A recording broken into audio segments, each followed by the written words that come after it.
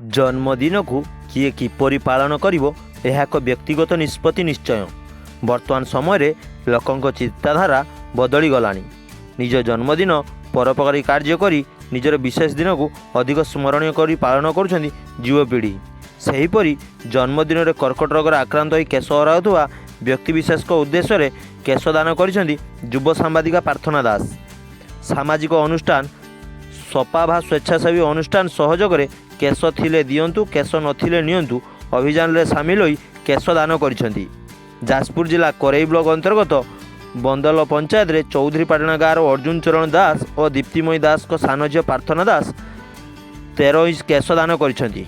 केशदान अभियान चलाई आसुवा अग्रणी सामाजिक अनुष्ठान सपाभा अनुष्ठान पक्षरु प्रार्थी को प्रशंसा करा जिवा सह एक प्रमाणपत्र प्रदान करा जायछि।